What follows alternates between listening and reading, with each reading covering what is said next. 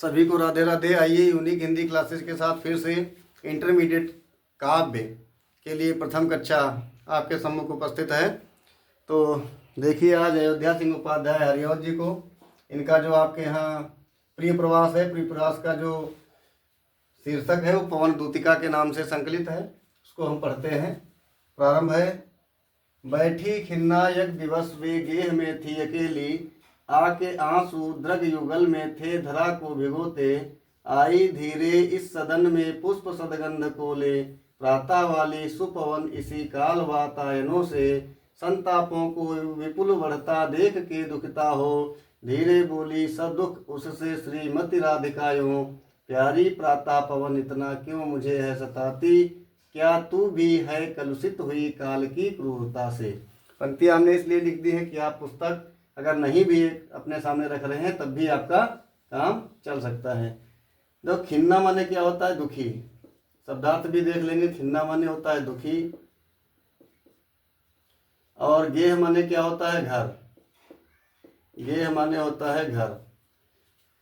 Drug माने क्या होता है? द्रग माने होता है नेत्र, और युगल माने होता है जोड़ा। ठीक है, दोनों नेत्र। धरा माने क्या होता है? धरा माने होता है पृथ्वी, भूमि। ठीक है। सदन माने क्या होता है? सदन माने होता है घर। सदन माने होता है घर। ठीक है।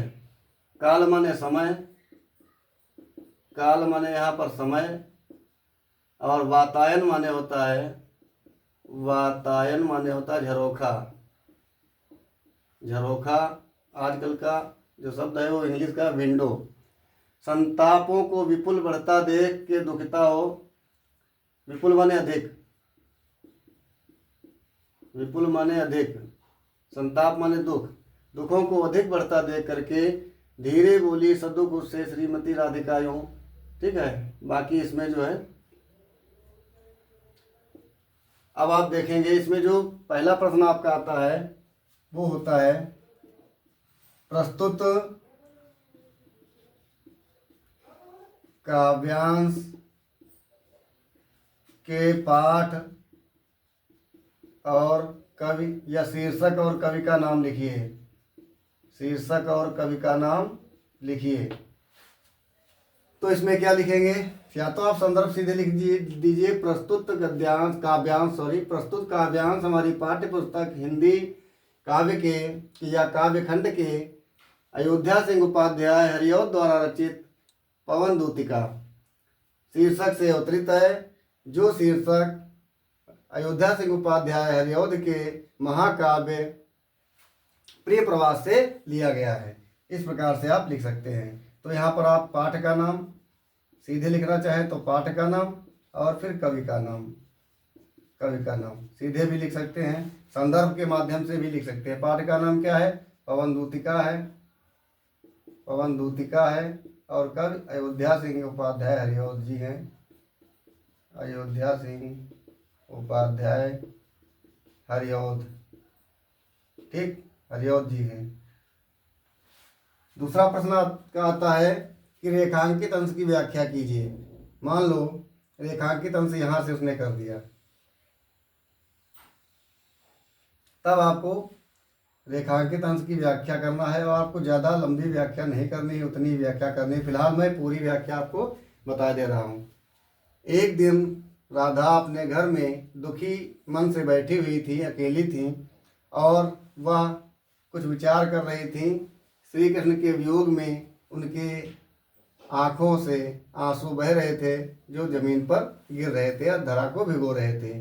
तभी झरोखे से सुगंधित पुष्प आती है, जो प्रातः काल के समय की सुगंध को लिए हुए प्रवेश करती है। राधा उस वायु के संपर्क से और व्यथित होती हैं, दुखी हो जाती हैं।